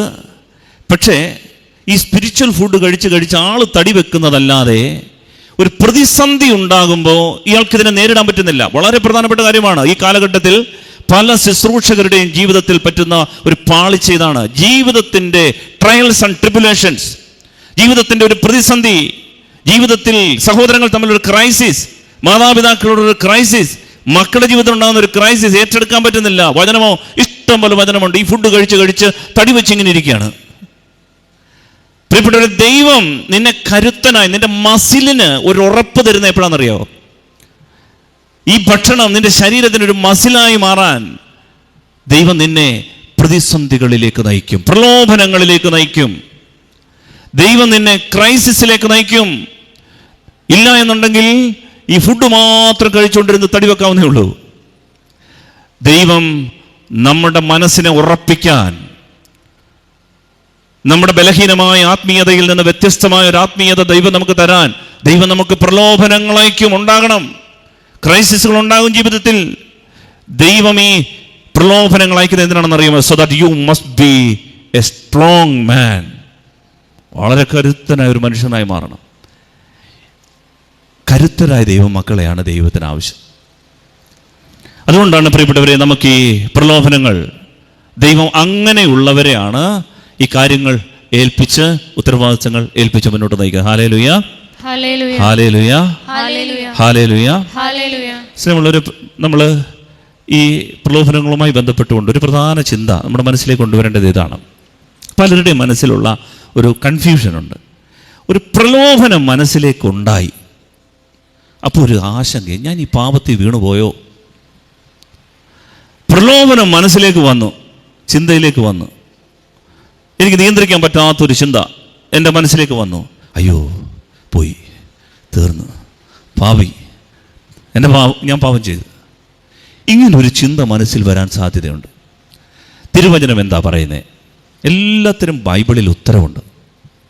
ബൈബിളിൽ ഉത്തരം നമ്മൾ കണ്ടെത്തണം. ഒരു വിചാരം മനസ്സിലേക്ക്, അശുദ്ധമായൊരു ചിന്ത വന്നു, പാപം ചെയ്തോ?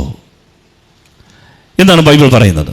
നമ്മളെപ്പോഴും മനസ്സിലാക്കണം, ഈ ടെംപ്റ്റേഷൻ ആൻഡ് സിൻ, ഇത് രണ്ടും വ്യത്യാസമുണ്ട്. പാപവും പ്രലോഭനവും തമ്മിൽ വ്യത്യാസമുണ്ട്. പ്രലോഭനമല്ല പാപം. അതായത് യാക്കോബ് ശ്ലീഹ വളരെ വൈദ്യശാസ്ത്രപരമായ ഒരു ഉത്തരം അതിനകത്ത് പറയുന്നുണ്ട്. യാക്കോബിൻ്റെ ലേഖനത്തിൻ്റെ 1-ാം അധ്യായം 14-15 വാക്യങ്ങളിൽ അത് പറയുന്നുണ്ട്. യാക്കോബിൻ്റെ ലേഖനം 1-ാം അധ്യായം 14-15 വാക്യങ്ങളിൽ പറയുന്നുണ്ട്. യാക്കോബ് വളരെ ഹ്യൂമൻ അനാറ്റമിയൊക്കെ പഠിച്ചിട്ട് പറയുന്ന ആളാണ്. നാവിനെക്കുറിച്ചൊക്കെ പറയുന്നുണ്ട്, നാവിൻ്റെ ചലനത്തെക്കുറിച്ചൊക്കെ പറയുന്നുണ്ട്, അത് ശരീരം മുഴുവൻ ദഹിപ്പിക്കാനുള്ള കഴിവിനെക്കുറിച്ച് പറയുന്നുണ്ട്. അതുപോലെ തന്നെ മറ്റൊരു വൈദ്യശാസ്ത്ര വിശദീകരണമാണ് ഇത്. യാക്കോബ് 1:14-15 വായിക്കാം. ഓരോരുത്തരും പരീക്ഷിക്കപ്പെടുന്നത് സ്വന്തം ദുർമോഹങ്ങളാൽ വശീകരിക്കപ്പെട്ട് കുടുക്കിലാകുമ്പോഴാണ്. ദുർമോഹം ഗർഭം ധരിച്ച് പാപത്തെ പ്രസവിക്കുന്നു. പാപം പൂർണ്ണ വളർച്ച പ്രാപിക്കുമ്പോൾ മരണത്തെ ജനിപ്പിക്കുന്നു. അതായത് യാക്കോബ് ശ്ലീഹ പറയുന്നത് ഇങ്ങനെയാണ്: ഒരു സ്ത്രീക്ക് ഒരു കുഞ്ഞിനെ ജനിപ്പിക്കാൻ ആ സ്ത്രീയുടെ ശരീരത്തിൽ ദൈവം പ്രകൃതിദത്തമായി കൊടുത്തിരിക്കുന്ന അണ്ഡമുണ്ട്. ഈ അണ്ഡമാണ് ഒരു കുഞ്ഞിനെ ജനിപ്പിക്കാനുള്ള അവളുടെ സംഭാവന. പക്ഷേ ഈ അണ്ഡമുണ്ട് എന്നതുകൊണ്ട് ഒരു കുഞ്ഞ് ജനിക്കില്ല. ശ്രദ്ധിച്ച് കേൾക്കണം. നമ്മളെങ്ങനെയാണ് പാപത്തിൽ വീഴുന്നത് എന്നതിന് യാക്കോബ് ശ്ലീഹ നൽകുന്ന ഒരു ഉത്തരമാണിത്. ഒരു സ്ത്രീ, അവളുടെ ശരീരത്തിൽ ഒരു കുഞ്ഞിനെ ജനിപ്പിക്കാനുള്ള കഴിവുണ്ട്. പക്ഷേ ഈ അണ്ഡം ഉണ്ട് എന്നതുകൊണ്ട് അവളൊരു കുഞ്ഞിനെ ജനിപ്പിക്കുന്നില്ല. എപ്പോഴാണ് ഒരു കുഞ്ഞ് ജനിക്കുന്നത്? പുരുഷ ബീജവും എന്ന് ഈ അണ്ഡവുമായി സംയോജിക്കുന്നുവോ അന്നേരമാണ് കുഞ്ഞ് ജനിക്കുന്നത്. ഈ മെഡിക്കൽ പ്രിൻസിപ്പിളാണ് യാക്കോബ് ശ്ലീഹ ഈ വചനത്തിൽ എടുത്തു വച്ചിരിക്കുന്നത്, ഈ വൈദ്യശാസ്ത്ര വിശദീകരണം. അതായത് മനുഷ്യൻ്റെ പാപം എങ്ങനെയാണ് ഉത്ഭവിക്കുക? പാപം എന്ന കുഞ്ഞ്, ബേബി, പാപം, ഈ ബേബി ഉണ്ടാകണമെങ്കിൽ പാപഹേതുവായൊരു കാരണമുണ്ട്. അതാണ് ബീജം. അതായത് എൻ്റെ മനസ്സിൽ ഒരു അണ്ഡം ഉണ്ട്. അതായത് പാപത്തെ ജനിപ്പിക്കാൻ സാധ്യതയുള്ള ഒരു ദുർമോഹം എൻ്റെ മനസ്സിൽ കിടപ്പുണ്ട്, ആസക്തി കിടപ്പുണ്ട്, ലസ്റ്റ് കിടപ്പുണ്ട്. എന്നാൽ പാപഹേതുവായൊരു ബീജം പുറത്ത് ഉണ്ട്. ഇത് തമ്മിൽ ജോയിൻ്റ് ആയില്ലെങ്കിൽ, ഈ കൺസംഷൻ നടക്കുന്നില്ലെങ്കിൽ പാപം ജനിക്കില്ല. അതായത് എൻ്റെ മനസ്സിൽ ഈ ദുർമോഹം, ഒരു തോന്നലുണ്ടായി, ഒരു ചിന്തയുണ്ടായി, പ്രിയപ്പെട്ടവരെ, അത് പുറത്തെ പാപവുമായി സംയോജിക്കുന്നില്ലെങ്കിൽ ഇത് പാപമാകുന്നില്ല. ഇതാണ് യാക്കോബ് ശ്ലീഹ പറയുക. ഈ ദുർമോഹം പാപത്താൽ വശീകരിക്കപ്പെട്ട് കുടുക്കിലാകുമ്പോൾ പാപം ജനിക്കുന്നു. പാപം പൂർണ്ണ വളർച്ചയെത്തുമ്പോൾ മരണത്തെ ജനിപ്പിക്കുന്നു. അല്ലാതെ എൻ്റെ മനസ്സിൽ ഒരു പ്രലോഭനം ഉണ്ടായി എന്നതുകൊണ്ട്, ഒരു ചിന്ത വന്നു എന്നതുകൊണ്ട് ഞാൻ പാപം ചെയ്തില്ല. അതുകൊണ്ടാണ് ഈശോ പറഞ്ഞത്, പ്രലോഭനങ്ങൾ ഉണ്ടാകാതിരിക്കുക. വായിച്ചിട്ടില്ല? പ്രലോഭനങ്ങൾ ഉണ്ടാകാതിരിക്കുക അസാധ്യം. അസാധ്യം. പ്രലോഭനങ്ങൾ ഉണ്ടാകും. എന്നാൽ എന്നിൽ ഒരു ഇച്ഛാശക്തി കിടപ്പുണ്ട്, എന്നിൽ തീരുമാനമെടുക്കാനുള്ള ഒരു കഴിവ് കിടപ്പുണ്ട്, ഈ പാപത്തെ അനുവദിക്കാനുള്ള ഒരു സ്വാതന്ത്ര്യം കിടപ്പുണ്ട്.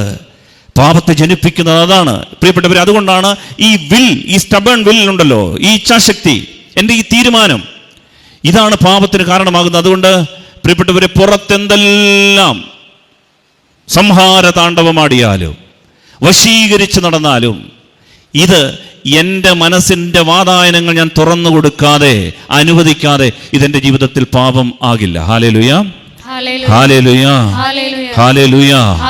അതിനാൽ നമ്മൾ ഒരു കാര്യം വളരെ പ്രധാനപ്പെട്ടതായി ചെയ്യേണ്ടതുണ്ട്. ഈ പാപത്തിൻ്റെ ഹേതു നമ്മുടെ തലയിലേക്ക് വരുന്ന ആ നിമിഷം തന്നെ നോ എന്ന് പറയാൻ, അതിനാണ് ഇച്ഛാശക്തി. പ്രിയപ്പെട്ടവരെ, ഈ ഒരു നോ, ഇത് പറയാൻ, ഇതാണ് കായനോട് തുടക്കത്തിലെ ദൈവം പറഞ്ഞത്, കായൻ നീ അതിനെ കീഴടക്കണം. അത് താല്പര്യത്തോടെ നിന്റെ വാതിലിൽ പതിയിരിപ്പുണ്ട്, അത് കയറിയാൽ നീ അതിനെ കീഴടക്കണം, അനുവദിക്കരുത്. സ്നേഹമുള്ളവരെ, ഇതിനോട് ലോഹ്യം പറഞ്ഞിട്ട് കാര്യമില്ല.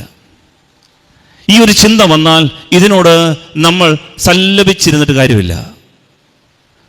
ഒന്നാം ലോകമഹായുദ്ധത്തിലെ ഒരു കാര്യം കേട്ടിട്ടുണ്ട്. കടലിൽ ഒരു യുദ്ധം നടക്കുകയാണ്, ബ്രിട്ടീഷ് കപ്പലും ജർമ്മൻ കപ്പലും തമ്മിൽ. ജർമ്മൻകാരൻ ഈ കപ്പലിൽ നിന്ന് ഒരു ഗ്രനേഡ് എടുത്ത് എറിഞ്ഞെന്നാണ് കേട്ടത്. ഈ ഗ്രനേഡ് ഒരു 30 സെക്കൻഡ് കഴിയുമ്പോൾ പൊട്ടും. അതിസമർത്ഥനായ ബ്രിട്ടീഷ് നാവിക സേനാംഗമായ ഒരാൾ, അദ്ദേഹത്തിന് വലിയ മെഡലൊക്കെ കിട്ടിയെന്നാണ് പറയുന്നത്, ഈ ഗ്രനേഡ് വന്ന പാടെ ഇതിനെ പിടിച്ചെടുത്ത് തിരിച്ചൊറ്റ എറിവ് കൊടുത്ത് അടുത്ത സെക്കൻഡിൽ ഇത് അപ്പുറത്തെ കപ്പലിൽ ചെന്ന് വീണെന്നാണ് പറയുക. ഇത് നടന്ന സംഭവമാണോ ഇല്ലയോ എന്നറിഞ്ഞുകൂടെ, പക്ഷേ കേട്ടൊരു കേൾവിയാണ്. അതിസാഹസികമായിട്ട് ഇത് വന്ന് വീഴുന്നതിന് മുൻപ് ഇത് വലയിൽ പിടിച്ച് നേരെ തിരിച്ചെടുത്തെറിഞ്ഞു. സംഭവിച്ചത് 30 സെക്കൻഡിനുള്ളിൽ ഇത് ജർമ്മൻ്റെ കപ്പലിനെ തകർത്ത് കളഞ്ഞു. പിശാച് ഈ ഗ്രനേഡ് എറിയും. അശുദ്ധിയുടെ ഒരു ചിന്ത വെളിയിലിരുന്ന് നമ്മുടെ കപ്പലിലേക്ക്, തലയിലേക്ക് എറിയും. പ്രിയപ്പെട്ടവരെ, ആ നിമിഷം നോ എന്ന് പറഞ്ഞ് അതിനെ തിരിച്ചയക്കാൻ തയ്യാറാകാതിരുന്നാൽ പലരും ചെയ്യുന്നത് എന്താണെന്നറിയാമോ? ഇതിങ്ങ് പിടിക്കും. പിടിച്ചിട്ട് നല്ല ഷേപ്പാണല്ലോ, നല്ല സൗന്ദര്യമുണ്ടല്ലോ, നല്ല വെയിറ്റ് ഉണ്ട്, ഇതിങ്ങനെ തപ്പിക്കൊണ്ടിരിക്കും. തീരും. ഇതുകൊണ്ടാണ് പ്രിയപ്പെട്ട ദൈവമക്കളെ, ദൈവത്തിൻ്റെ ആത്മാവ് നമ്മെ പഠിപ്പിക്കുന്നത് സേ നോ. ഇതാണ് മസിൽ പവർ. ഇത് പ്രതിസന്ധിയുടെയാണ്. ഇത് ചിലപ്പോൾ നാണം കെടലിന് കാരണമാകും. മറ്റുള്ളവരുടെ മുമ്പിൽ ചെറുതാകപ്പെടും, മറ്റുള്ളവരുടെ മുമ്പിൽ പോപ്പുലർ ആകത്തില്ല. പ്രിയപ്പെട്ടവരെ, ഇത് പക്ഷേ നിന്റെ ഹൃദയത്തിൻ്റെ ഈ രഹസ്യത്തെ നിന്റെ ദൈവം കാണും. അവിടുന്ന് തരുന്ന പ്രതിഫലത്തിന് ഒരളവും ഉണ്ടാവില്ല. അളവ് കൂടാത്തൊരു പ്രതിഫലം തരാൻ ദൈവത്തിന് സാധിക്കും. വലുതരം എഴുതി പറ, ഹല്ലേലൂയ, ഹല്ലേലൂയ, ഹല്ലേലൂയ. ഇത് ആസ്വദിക്കാൻ തോന്നും, ഈ പ്രലോഭനം ആസ്വദിക്കാൻ. അതുകൊണ്ടാണ് ഏദൻ തോട്ടത്തിൽ ഈ പഴം സൃഷ്ടിച്ചിട്ട് ദൈവം പറയാണ്, ഈ കനി ആ വൃക്ഷത്തിൻ്റെ പഴം, ഉൽപ്പത്തി പുസ്തകം 3-ാം അധ്യായം 6-ാം തിരുവചനം, ആ വൃക്ഷത്തിൻ്റെ പഴം ആസ്വാദ്യകരമാണ്. ഈ പ്രലോഭനം അത് ആസ്വാദ്യകരമാണ് ആസ്വാദ്യകരമാണ്. ഇനി അല്ല എന്നാരെങ്കിലും പറഞ്ഞാൽ, ഓ എന്നാ സൗന്ദര്യമാണ്, ഒരു സൗന്ദര്യമില്ല. എന്നാ ആകാരപടിവാ, ഓ അവനെ പിന്നെ ഞാൻ എത്ര കണ്ടിരിക്കും. പ്രിയപ്പെട്ടവർ, ഇതിനെ നിഷേധിച്ചിട്ട് കാര്യമില്ല. സൗന്ദര്യമുണ്ട് ഈ ഭൂമിയിൽ, ആകാരപടിവുകളുണ്ട്, ആകർഷണീയതയുണ്ട്, സൗന്ദര്യമുണ്ട്, ആസ്വാദ്യകരമാണ്, കണ്ണിന് കൗതുകകരമാണത്, അറിവേകാൻ കഴിയുമെന്നതിൽ അഭികാമ്യവുമാണ്. അത് കണ്ടാണ് അവൾ അത് പറിച്ചു തിന്നത്. ഒന്ന് ആലോചിച്ച് നോക്കി, ഈ പഴവേ ഏതൻ തോട്ടത്തിൽ നിന്ന് പഴവേ ചെന്നപ്പോൾ നമ്മുടെ ഈ ദുരിയാൻ പഴം കണക്കെ നിൽക്കുകയായിരുന്നുണ്ട്. കഴിഞ്ഞ ദിവസം ഒരാൾ കൊണ്ടൊരു ദുരിയാൻ പഴം ഇവിടെ കൊണ്ടുവച്ച്, എനിക്ക് വളരെ കുറേ നേരമായിട്ട് ഇതിൻ്റെ സ്മെല്ല് എനിക്ക് കൊണ്ട് പിടിക്കുന്നില്ല. ഇത് എവിടാണ് കൊണ്ടുവച്ച്. ചിലർക്കൊക്കെ അത് വലിയ സന്തോഷമാണ്, പക്ഷേ ചിലർക്കത് പിടിക്കുകയില്ല. എല്ലാം കൂടെ മുള്ളൊക്കെ വന്നിട്ട് നല്ല വില കൂടിയ പഴമാണ്. ചിലത് കയറ്റി വെച്ചാൽ നല്ല പൈസ കിട്ടുന്നതാണ്, പക്ഷേ ചിലർക്കത് പിടിക്കില്ല. ഒരാൾ വന്നിട്ട് പറഞ്ഞു, ഇതെന്താ വെച്ചാൽ ഇവിടെ ക്ലീനിങ് ഒന്നുമില്ലേ? സ്നേഹമുള്ളവരെ, ഇങ്ങനെ ഒരു പഴമായിരുന്നെങ്കിലോ പുഴുക്കുത്തേറ്റ് ജീർണിച്ച് നാറ്റം വമിക്കുന്ന ഒരു പഴമാണ് അവിടെ നിൽക്കണേ. എവിടെ? ഏതൻ തോട്ടത്തിൽ നിൽക്കണേ ആ പഴം. ദൈവം പറയാണ്, ആദം അങ്ങോട്ട് പോകില്ല കേട്ടാ, അത് പറിച്ച് തിന്നല്ലേ. ആദം എന്താ പറഞ്ഞേനെ? അത് തന്നെ ഞാൻ നേരത്തെ നിന്നോട് പറയാനിരുന്നതാണ്. ആരെങ്കിലും പോകുമോ അത് പറിക്കാൻ? ആരും പോവില്ല. പ്രിയമുള്ളവരെ, പ്രലോഭനങ്ങളെല്ലാം ആസ്വാദ്യകരമാണ്, അത് കണ്ണിന് ഇമ്പകരമാണ്, നിരന്തരം മനസ്സിനെ ചഞ്ചലപ്പെടുത്തിക്കൊണ്ടിരിക്കും. എന്നാൽ ദൈവം പറയാണ്, നീ ഇതിനേക്കാൾ വില എനിക്ക് തരുന്നുണ്ടോ? ഇതാണ് പ്രലോഭനത്തെ അതിജീവിക്കാനുള്ള കരുത്ത് എന്ന് പറയുക. ഇതിന് മീതെ ഒരു സത്യമുണ്ട്. ആകാത്തതും അരുതാത്തതും എനിക്ക് വേണ്ട എന്ന് വെച്ചാൽ എനിക്ക് വില തരുന്ന ഒരു ദൈവമുണ്ട്. ഇത് കാണാൻ കണ്ണു തുറക്കണം. ഇതാണ് ജ്ഞാനമെന്ന് പറയുക.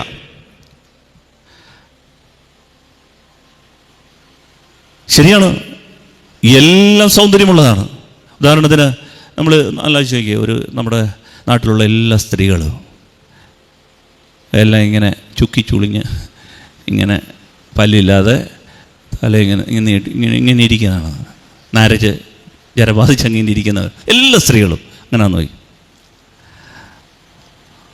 കർത്താവ് പറയുമോ ആസക്തിയോടെ സ്ത്രീയെ നോക്കരുത്? പറയുമോ ആസക്തിയോടെ സ്ത്രീയെ നോക്കരുത്? പുരുഷന്മാരെല്ലാം പറയും അങ്ങനെ കൽപ്പനയേ വേണ്ട, ഞങ്ങൾ പോകത്തേ എന്ന് പറയും. എൻ്റെ ആവശ്യമേ ഇല്ല. അതുകൊണ്ടാണ് ദൈവം ധാരാളം സൗന്ദര്യമുള്ളവരെ, ബ്യൂട്ടിഫുൾ വിമൻ ഇങ്ങനെ സൃഷ്ടിച്ചിരിക്കുകയാണ്. ലോകത്തിൽ മുഴുവൻ ആകർഷണീയതയുള്ള രീതിയിൽ ഇങ്ങനെ നടക്കുകയാണ്. ആകാരപടിവുള്ള മസിലുള്ള ചെറുപ്പക്കാരായ ആണുങ്ങളെ ഇങ്ങനെ സൃഷ്ടിച്ച് വിട്ടിരിക്കുകയാണ്. സ്നേഹമുള്ളവരെ, ഇതുണ്ട് ഈ ഭൂമിയിൽ. കണ്ടു കഴിഞ്ഞാൽ താല്പര്യം ജനിക്കുന്ന, വീണു പോകാൻ സാധ്യതയുള്ള. പക്ഷേ ചോദ്യം ഇതാണ്, നീ ഇവനേക്കാൾ ഉപരി എന്നെ സ്നേഹിക്കുന്നു? Are you committed to me? നിന്റെ ദൈവത്തെ നീ ഇതിനേക്കാൾ വില കൽപ്പിക്കുന്നുണ്ടോ? അതോ പെട്ടെന്ന് തീരുന്ന ഈ സുഖത്തിന് പിറകെ, ഈ പഴത്തിന് പിറകെ നീ പോവുകയാണോ? പെട്ടെന്ന് തീരുന്ന ഈ സുഖത്തിന് പുറകെ, അതിനുശേഷം നീ അനുഭവിക്കുന്ന ഒരു വലിയ നിരാശയുണ്ട്, ഒരു മനസ്സിന് മടുപ്പുണ്ട്, ഒരു കുറ്റബോധമുണ്ട്, മനസ്സിൻ്റെ ഉന്മേഷങ്ങളെ മുഴുവൻ കെടുത്തിക്കളയുന്നൊരവസ്ഥയുണ്ട്. ഇതിൽ തകർന്നു പോകാനാണോ? അതോ ഇതിനു മീതെ ഒരു ദൈവം നിനക്ക് തരുന്ന ഒരു പ്രതിഫലമുണ്ട്. ഈ ലോകത്തിലെ എല്ലാ സുഖങ്ങളെക്കാളും വലുതാണത് എന്ന് കാണാനുള്ള കാഴ്ച, എൻ്റെ ദൈവം എന്നെ വിലമതിക്കുന്ന ഒരു കാഴ്ച, അത് കാണാൻ എൻ്റെ പ്രിയപ്പെട്ടവരെ നമുക്ക് സാധിക്കുന്നുണ്ടോ? വലുതരുമ്പഴത്തേ ഹല്ലേലൂയ, ഹല്ലേലൂയ. പലർക്കും വിഷയം ഇതാണ്. ഒരിക്കലൊരു വീട്ടിൽ നിന്ന് ആളുകൾ വന്ന് എന്നെ കണ്ടിട്ട് പറഞ്ഞു, അച്ഛാ പെങ്കൊച്ച് ഒരു ലഹരിക്കടിപ്പെട്ട പയ്യനുമായിട്ട് പ്രണയത്തിലായി. അത് നീണ്ടുപോയി.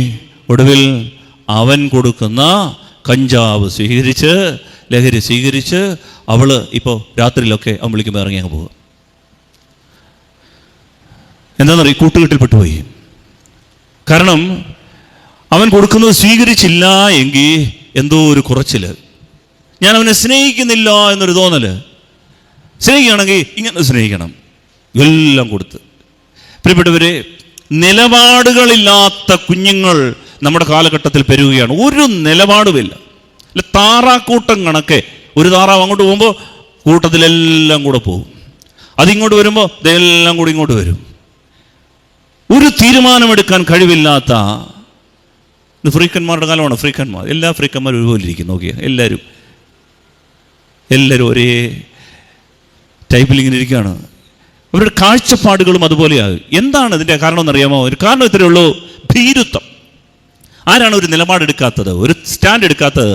ഭയപ്പെട്ട് കഴിയുന്നവരാണ്, ഭീരുക്കളാണ് സ്റ്റാൻഡ് എടുക്കാത്തത്. നമുക്കറിയാം, ബൈബിളിൽ ആരാണ് ധീരന്മാരെന്ന് പറയുന്നുണ്ട്. ബൈബിളിൽ ധീരതയുള്ളവരാരാണെന്നറിയാം? നിലപാടുകൾ ഉള്ളവരെയാണ് ധീരന്മാരെന്ന് വിളിക്കുക. എന്ന് പറഞ്ഞാൽ ദൈവത്തിന് വേണ്ടി നിലപാടെടുക്കാൻ, മൂല്യങ്ങൾക്ക് വേണ്ടി നിലപാടെടുക്കാൻ കഴിവുള്ളവരുടെ പേരാണ് ധീരന്മാർ. എന്നാൽ ഭീരുക്കളെ കുറിച്ച് ബൈബിൾ പറയുന്നത് എന്താണെന്നറിയാമോ? വെളിപാടിൻ്റെ പുസ്തകം 21 അധ്യായം 8 തിരുവചനത്തിൽ പറയുകയാണ്. വായിക്കാം അത്. വെളിപാടിൻ്റെ പുസ്തകം 21 തിരുവചനം പറയുകയാണ്. വായിച്ചോളൂ. എന്നാൽ ഭീരുക്കൾ അവിശ്വാസികൾ, ദുർമാർഗികൾ, കൊലപാതകികൾ, വ്യഭിചാരികൾ, മന്ത്രവാദികൾ, വിഗ്രഹാരാധകർ, കാപട്യക്കാർ എന്നിവരുടെ ഓഹരി തീയും ഗന്ധകവും എരിയുന്ന തടാകവുമായിരിക്കും. ഇതാണ് രണ്ടാമത്തെ മരണം. ബൈബിൾ പറയാണ്, എന്നാൽ ഭീരുക്കൾ. ആദ്യമേ പറയുന്ന പേര് ആരുടെയാണെന്നറിയാമോ? ഭീരുക്കൾ. എവിടെ പോകുന്നതെന്നറിയാമോ? നരകത്തി. എരിയുന്ന തീയും ഗന്ധകവും, രണ്ടാം മരണം, തിരിച്ചൊരു വരവില്ല. ഇവിടെ പോകുന്നവരുടെ ഗണത്തിൽ ആദ്യമേ പരിശുദ്ധാത്മാവ് എഴുതി വെച്ചിരിക്കുന്ന പേര് ആരുടെയാണെന്നറിയാമോ? ഭീരുക്കളുടെ. എന്ന് വെച്ചാൽ അത് കഴിഞ്ഞിട്ടേ ഉള്ളൂ വിഗ്രഹാരാധകർ നരകത്തിൽ പോകത്തുള്ളൂ. ആദ്യമേ നരകത്തിൽ പോകുന്നത് പേടിത്തൊണ്ടന്മാർ. എന്ന് പറഞ്ഞാൽ കൂട്ടുകാരെന്നാ വിചാരിക്കും, ഒരു നിലപാടുമില്ല. കൂട്ടുകാരെന്നാ വിചാരിക്കും. ഇങ്ങനെ പാത്തും പതുങ്ങിയും പമ്മിയും നടക്കുന്ന ആളുകളുണ്ടല്ലോ. അല്ലെങ്കിൽ ഈ കൂട്ടുകാർ വിളിക്കുന്നത് മമ്മി മോൻ അല്ലെങ്കിൽ പപ്പാ മോൻ എന്ന് പറഞ്ഞാൽ വീട്ടിൽ പപ്പായുടെ കാര്യമോ പപ്പ പറയുന്നത് മാത്രം കേട്ടാണ്, മമ്മി പറയുന്നത് മാത്രം. ഇവരുടെ പേരാണ് എൻ്റെ പ്രിയപ്പെട്ടവരെ ഭീരുക്കൾ. കൂട്ടുകാരുടെ സ്വാധീനത്തിൽപ്പെട്ട് കഴിയുന്ന അനേക കുഞ്ഞുങ്ങളുണ്ട്. ആരാണ് ബൈബിളിൽ ധീരന്മാർ? ആരൊക്കെ എതിർത്താലും, ആരൊക്കെ ചോദ്യം ചെയ്താലും എൻ്റെ നിലപാടുകളിൽ ഉറച്ചു നിൽക്കാൻ കഴിവുള്ളവൻ്റെ പേരാണ് ധീരന്മാർ. അതുകൊണ്ടാണ് ബൈബിളിൽ ഈ വിശുദ്ധിയുള്ളവരെയാണ് ധൈര്യമുള്ളവരെന്ന് വിളിക്കുക. തലയെടുപ്പ്. നമുക്കറിയാം, നമ്മൾ ഒരാളെ ഒന്ന് നോക്കിയേ, ആൾ നമ്മുടെ കണ്ണിൽ നോക്കി കാര്യം പറയണമെങ്കിൽ എൻ്റെ അർത്ഥം എന്താണെന്നറിയാമോ? ആളിൻ്റെ ഹൃദയത്തിൽ വിശുദ്ധി ഉണ്ടെന്ന്. ഒരാൾ മോഷണം നടത്തിയിട്ട് വന്നാലോ തല ഇങ്ങനെ ഇരിക്കും, കള്ളം പറഞ്ഞാലോ അങ്ങനെ നോക്കും. എന്തുകൊണ്ടാണ് തല ഉയർത്തി നോക്കാത്തതെന്നറിയാമോ? തലയെടുപ്പില്ലാതെ പോകുന്നത് ഈ വിശുദ്ധി ഇല്ലാത്തത് കൊണ്ടാണ്. എൻ്റെ പ്രിയപ്പെട്ടവരെ, നമ്മുടെ കുഞ്ഞുങ്ങൾ, അവർക്കെല്ലാം ഉണ്ടെങ്കിലും വിശുദ്ധിയില്ലെങ്കിൽ അവരുടെ തല താണു പോകും. നിലപാടുകൾ ഉള്ളവരാകുക, ധൈര്യമുള്ളവരാകുക. ഇല്ല എങ്കിൽ അവരെങ്ങും എത്താതെ പോകും. അതിനാൽ ദൈവം നമ്മിൽ നിന്ന് ആഗ്രഹിക്കുന്നത് പാത്തും പതുങ്ങിയും അശ്ലീലം കണ്ടും അശ്ലീലം പറഞ്ഞും സ്വയംഭോഗം ചെയ്തും ഇങ്ങനെ നട്ടല്ലില്ലാതെ നടക്കുന്ന ആളുകളുടെ ഇടയിൽ പെട്ടുപോകാനല്ല, മറിച്ച് ഈശോയ്ക്ക് സാക്ഷിയാകാൻ. Be bold witness of Christ. ദൈവത്തിൻ്റെ ശക്തമായൊരു സാക്ഷി. അത് നമുക്ക് സാധിക്കണം. അതുകൊണ്ടാണ് ഈശോയെക്കുറിച്ച് പറയുന്ന സുന്ദരമായൊരു വചനമാണ്, അവൻ്റെ അസ്ഥികളിൽ ഒന്നുപോലും തകർക്കപ്പെട്ടിട്ടില്ല. അവൻ്റെ നട്ടല് തകർന്നില്ലെന്ന്. അവൻ്റെ ശരീരം മുഴുവൻ കൊത്തി നുറുക്കി, പക്ഷേ അവൻ്റെ നട്ടല് തകർന്നില്ല. അവൻ കുരിശിൽ കിടന്നപ്പോഴും നട്ടല് തകരാതെ കിടന്ന്. ആണ് നിലപാടിൻ്റെ കാഴ്ചപ്പാട്. അതിനാൽ പ്രിയപ്പെട്ട ഒരു വിശുദ്ധി എന്ന് പറയുന്നത് നമ്മുടെ ധൈര്യമാണ്. വിശുദ്ധി എന്ന് പറയുന്നത് നമ്മുടെ നിലപാടുകളാണ്. ഇതിന് സുന്ദരമായൊരു ഉദാഹരണം പറഞ്ഞുകൊണ്ട് ഈ ധ്യാനചിന്ത നമ്മൾ സമാപിപ്പിക്കുകയാണ്, ഈ ആരാധന സമാപിപ്പിക്കാം. പഴയ നിയമത്തിൽ ജഡീക പ്രലോഭനത്തിൻ്റെ മുൻപിൽ നട്ടല് നിവർത്തി നിന്ന ഒരു ചെറുപ്പക്കാരനുണ്ട് പഴയ നിയമത്തിൽ. ആരാന്നറിയാമോ? സാമുവേൽ. ജോസഫ്. അതെ, ജോസഫ് അതാണ് പഴയ നിയമത്തിലെ ജോസഫ്. എത്ര ശക്തനായ കരുത്തനായ ഒരു ചെറുപ്പക്കാരൻ. നമ്മൾ ഉൽപ്പത്തി പുസ്തകം 37 അധ്യായം 2 വാക്യത്തിൽ വായിക്കുന്നുണ്ട്. ഈ ജോസഫ് 17 വയസ്സുള്ളപ്പോൾ ഒരു സ്വപ്നം കണ്ടു. എത്രാമത്തെ വയസ്സിലാണ്? 17. 17ാമത്തെ വയസ്സിൽ നമ്മുടെ ചെറുപ്പക്കാർ കാണുന്ന സ്വപ്നം എന്തായിരിക്കും? 17ാമത്തെ വയസ്സിൽ സാധാരണ കാണാനുള്ള സ്വപ്നം ഹൗ ടു എൻജോയ് സെക്സ്. പക്ഷേ ഈ ചെറുപ്പക്കാരൻ കണ്ട കാഴ്ച എന്താണെന്നറിയാമോ? 17-ാം വയസ്സിൽ അവൻ്റെ ഭാവിയെക്കുറിച്ചുള്ള സ്വപ്നം, ദൈവത്തിന് അവൻ്റെ ജീവിതത്തിലുള്ള പദ്ധതിയെക്കുറിച്ചുള്ള സ്വപ്നം അവൻ കണ്ടു. പാടത്ത് അവൻ കറ്റ കൊയ്തുകൊണ്ടിരിക്കുമ്പോൾ അവൻ്റെ കറ്റ കെട്ടി നിർത്തിയിരിക്കുകയാണ്. അപ്പോൾ ബാക്കിയുള്ള കറ്റകളെല്ലാം വന്ന് ഇവൻ്റെ കറ്റയെ വണങ്ങുന്നു. അതാണ് ഒന്നാമത്തെ കാഴ്ച. ഭാവിയിൽ അവൻ ആരായിത്തീരും. എന്താണ് ഈ ചെറുപ്പക്കാരന് മറ്റുള്ളവരുടെ സ്വപ്നങ്ങൾ കാണാതെ യുണീക്കായിട്ടുള്ള സ്വപ്നം കാണാൻ പറ്റുന്നത്? 17 വയസ്സ്. 17 വയസ്സെന്ന് പറഞ്ഞാൽ നമ്മൾ മനസ്സിലാക്കണം, അന്നത്തെ കാലത്ത് ബൈബിളില്ല, കയ്യിൽ വചനമില്ല. നമുക്ക് 3-4 ബൈബിൾ വീട്ടിയിരിപ്പുണ്ട്. അന്നത്തെ കാലത്ത് ജോസഫിന് പള്ളിയില്ല. അവൻ താമസിക്കുന്നത് വിദൂരത്ത്, അജ്ഞാതമായ ഒരു സ്ഥലത്ത്. അവൻ ചേട്ടന്മാരുടെ അടുത്തു നിന്നൊക്കെ അവൻ പോകുന്നത് ഈജിപ്തിൻ്റെ അടിമത്തത്തിലേക്കൊക്കെ പോകുന്നുണ്ട്. ഈജിപ്തിൻ്റെ കാരാഗ്രഹത്തിലൊക്കെ പോയി വീഴുന്നുണ്ട്. അവൻ്റെ മാതാപിതാക്കൾ അവൻ്റെ അടുത്തില്ല. അവന് ഈ മനുഷ്യൻ്റെ ജീവിതം ഒന്ന് പരിശോധിച്ച് നോക്കുക. 17-ാമത്തെ വയസ്സിൽ ഈ മനുഷ്യൻ്റെ ജീവിതത്തിൽ ധാരാളം പ്രതിസന്ധി ഉണ്ടായി. 19-ാം വയസ്സാകുമ്പോൾ ഇവനെ ചേട്ടന്മാരെല്ലാം കൂടെ പിടിച്ചു കെട്ടി കിണറ്റിലിട്ട് അവസാനം അവിടുത്തെ കച്ചവടക്കാർക്ക്, ഇസ്മായിലിയർക്ക് വിറ്റ് അവരെ കൊണ്ടുപോയി ഈജിപ്തിൽ പൊത്തിഫറിൻ്റെ ഭാര്യയുടെ അടുത്ത് കൊണ്ടുപോയി. പൊത്തിഫറിൻ്റെ ഭാര്യ അന്നേരെ നോട്ടം ഇട്ട്. കൊള്ളാം, 19 വയസ്സ്, ആകാരവടിവുള്ള സുമുഖനായ ഒരു ചെറുപ്പക്കാരൻ. ഭർത്താവില്ലാത്തപ്പോൾ എല്ലാ ദിവസവും, വചനം ഇതാണ് പറയുന്നത്, അനുദിനം ഈ പെണ്ണ് വന്നിട്ട് ഇവനോട് പറയും, എൻ്റെ കൂടെ ശയിക്കുക. ഈ ജോസഫ് 19 വയസ്സുള്ള ഈ ചെറുപ്പക്കാരന് പള്ളിയില്ല, ധ്യാന കേന്ദ്രമില്ല, ബൈബിളില്ല, മോട്ടിവേഷൻ ക്ലാസ്സുകളില്ല, മോട്ടിവേഷൻ ബുക്കുകളില്ല. How to overcome sex, yoga ചെയ്യാൻ അറിയത്തില്ല, ബ്രീത്തിങ് എക്സസൈസ് ഇല്ല. അവൻ്റെ പേരൻസ് അവിടെ ഇല്ല, വിദേശത്താണ് അവൻ കഴിയുന്നത്. അനുദിനം ഈ പെങ്കൊച്ച് വന്നിട്ട് പറയാണ്, നമുക്ക് പാപം ചെയ്യാം. മുറിയിൽ ആരുമില്ല. അവൻ പെണ്ണിൻ്റെ പുറകെ പോയിട്ടല്ല, പെണ്ണ് അവൻ്റെ പുറകെ വന്നിട്ട് ഒരു ദിവസമല്ല, എല്ലാ ദിവസവും വന്ന് ഇത് പറഞ്ഞിട്ടും പ്രിയപ്പെട്ടവരെ, ഈ 19 വയസ്സുള്ള ഈ ചെറുപ്പക്കാരന് പാപത്തിൽ വീഴാതിരിക്കാൻ ഒരു കാരണമുണ്ട്. നമുക്കിതെല്ലാം ഉണ്ട്, എന്നിട്ടും വീഴുന്നു. പക്ഷെ നമുക്കില്ലാത്തൊരു കാര്യം അവനുണ്ടായിരുന്നു. അതിൻ്റെ പേരാണ് ദൈവഭയം. ഹല്ലേലൂയാ, സ്വരമേർതി hallelujah, hallelujah. The fear of God. ദൈവം എന്നെ കാണുന്നുണ്ട്, എൻ്റെ ദൈവം എന്നെ ഉറ്റുനോക്കുന്നുണ്ട്. മുറിയിൽ ആരുമില്ലായിരിക്കാം, കമ്പ്യൂട്ടറിന്റെ മുമ്പിൽ ആരുമില്ലായിരിക്കാം, മൊബൈലിൽ ഞാൻ ശേഖരിച്ചു വെച്ചിരിക്കുന്നത് ആരും കാണുന്നില്ലായിരിക്കും, പക്ഷേ എൻ്റെ ദൈവം എന്നെ കാണുന്നുണ്ട്. അതാ നമുക്കില്ലാത്തത് അവന് ഉണ്ട് എന്ന് പറയുന്നത്. ദൈവഭയം. സ്നേഹമുള്ളവരെ, ഒരിക്കൽ ഒരു ചെറുപ്പക്കാരൻ വന്ന് പറഞ്ഞു, അച്ഛാ, ഈയിടെയായിട്ട് പ്രാർത്ഥന അങ്ങോട്ട് കുറഞ്ഞു പോയി, ഇടയായിട്ട് ജപമാലയും കുറഞ്ഞു പോയി, ബൈബിൾ വായനയും കുറഞ്ഞു പോയി, വിശുദ്ധ കുർബാനയില്ല. അപ്പോഴേ എനിക്കറിയായിരുന്നു വീഴുമെന്ന്. വീണു പോകുന്നു. പ്രിയപ്പെട്ടവർ, ഇതൊന്നും അല്ല കാര്യം. ഇതിൻ്റെ റൂട്ട് കോസ് എന്ന് പറയുന്നത് ദൈവഭയമില്ല. You lost the fear of God. നിന്റെ മുമ്പിൽ ദൈവം ഇല്ലാതെയായി. പക്ഷേ ജോസഫ് എന്താ പ്രാർത്ഥിച്ചെന്നറിയാമോ? ഉൽപ്പത്തി പുസ്തകത്തിൻ്റെ 39-ാം അധ്യായത്തിൻ്റെ 9-10 വാക്യങ്ങൾ വായിക്കാം. ഉൽപ്പത്തി 39-ന്റെ 9-10 വാക്യം വായിക്കാം. എല്ലാം അവൻ എൻ്റെ കയ്യിൽ ഏൽപ്പിച്ചിരിക്കുന്നു. അതായത് പൊത്തിഫറിന്റെ ഭാര്യയോട് ജോസഫ് പറയുകയാണ്, നിന്റെ ഭർത്താവ് എല്ലാം എൻ്റെ കയ്യിൽ ഏൽപ്പിച്ചിരിക്കുന്നു. എന്നേക്കാൾ വലിയവനായി ആരും ഈ ഭവനത്തിലില്ല. എന്റെ മേൽനോട്ടത്തിൽ നിന്ന് നിങ്ങളെ അല്ലാതെ മറ്റൊന്നും അവൻ മാറ്റി നിർത്തിയിട്ടില്ല. ചേച്ചി അല്ലാതെ വേറെ ആരെയും എൻ്റെ മേൽനോട്ടത്തിൽ നിന്ന് മാറ്റി നിർത്തിയിട്ടില്ല. നിങ്ങൾ അവൻ്റെ ഭാര്യ ആയതുകൊണ്ടാണ്. എന്നിട്ട് പറ അടുത്തേ, അത് നിങ്ങൾ അവന്റെ ഭാര്യ ആയതുകൊണ്ടാണ്. ഞാൻ എങ്ങനെയാണ് ഇത്ര നീചമായി പ്രവർത്തിച്ച് ദൈവത്തിനെതിരെ പാപം ചെയ്യുന്നത്? ചോദിക്കുന്ന ചോദ്യം എന്താണ്? എൻ്റെ ദൈവം എന്നെ കാണുന്നു. ബൈബിളും ധ്യാനകേന്ദ്രമൊന്നും അല്ല വിഷയം. ദൈവഭയം. അടുത്ത വചനം ഇതാണ്, അനുദിനം അവൾ പറഞ്ഞിട്ടും അവളുടെ കൂടെ ശയിക്കാനോ അവളുടെ അടുത്തിരിക്കാനോ അവൻ കൂട്ടാക്കിയില്ല.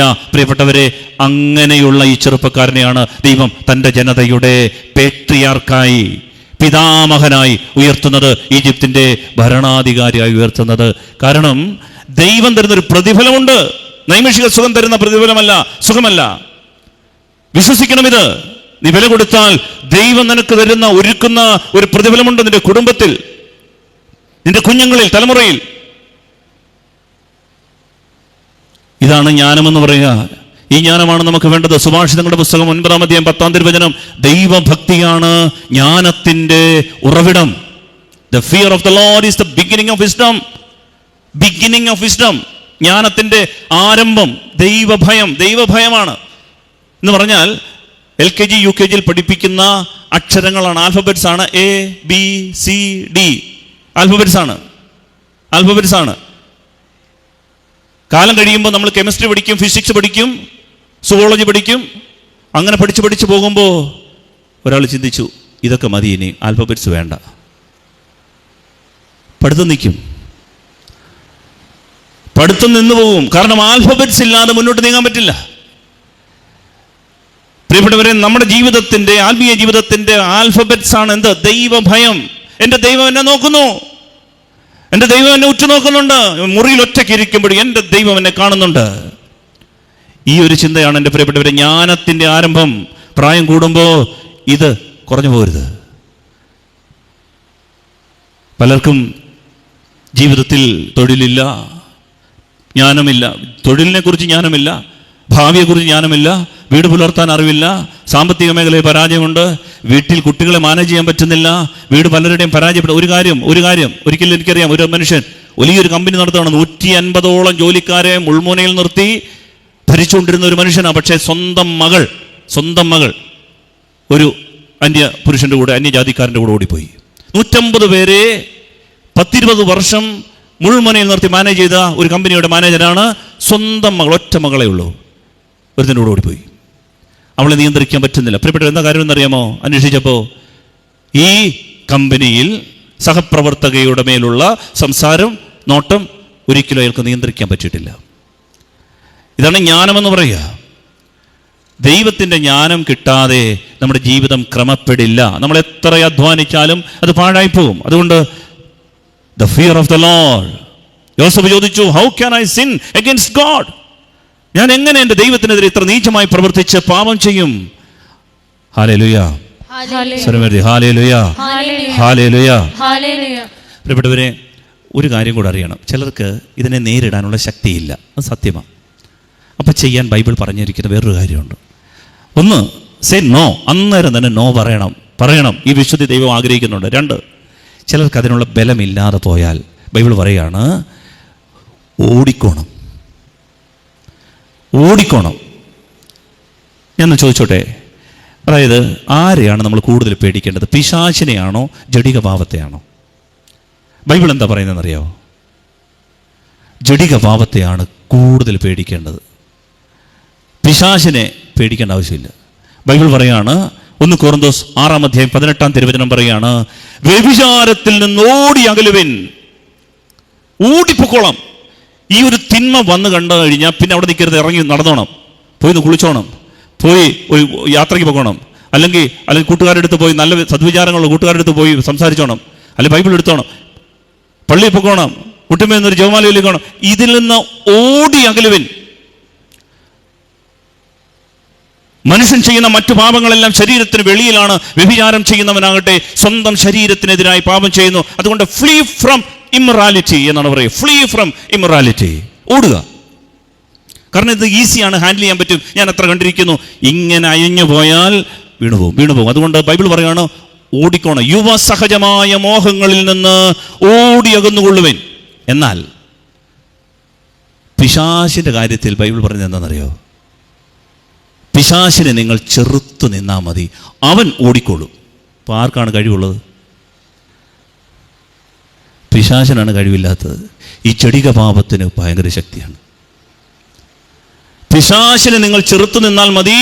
യാക്കോബിന്റെ ലേഖനം 4-ാം അധ്യായം 7-ാം തിരുവചനം, ആകയാൽ ദൈവത്തിന് വിധേയരാകുവിൻ, പിശാചിനെ ചെറുത്തു നിൽക്കുവിൻ, അപ്പോൾ അവൻ നിങ്ങളിൽ നിന്ന് ഓടി അകന്നുകൊള്ളും. പിശാചല്ല ഇവിടുത്തെ വിഷയം. ഈ പാപം, ഇതിൽ നിന്ന് നമ്മൾ ഓടിയില്ലെങ്കിൽ, ഇതിനെ നമ്മൾ ഇപ്പോൾ കൈകാര്യം ചെയ്യാം എന്ന് വിചാരിച്ച പ്രിയപ്പെട്ടവരെ വീണുപോകും. അതുകൊണ്ടാണ് അങ്ങനെയുള്ള ഒരാളിൻ്റെ സാന്നിധ്യം, അങ്ങനെയുള്ള ഒരു വ്യക്തിയുടെ സംസാരം, ഒരു കാഴ്ച, അതിൽ നിന്ന് അന്നേരം തന്നെ ഓടി അകന്നുകൊള്ളുവിൻ. വ്യഭിചാരത്തിൽ നിന്ന് ഓടിയകലുവിൻ, യുവസഹജമായ മോഹങ്ങളിൽ നിന്ന് ഓടിയകലുവിൻ. അതായത് ബൈബിൾ പറയുന്നതിൻ്റെ കാഴ്ചപ്പാടിൻ്റെ ഒരു ഉപമ ഇതാണ്. ഈ ജഡികാസക്തിയെ കടുവയായിട്ടാണ്, കടുവ. എന്നാൽ പിശാചിനെ പൂച്ചയായിട്ടാണ്.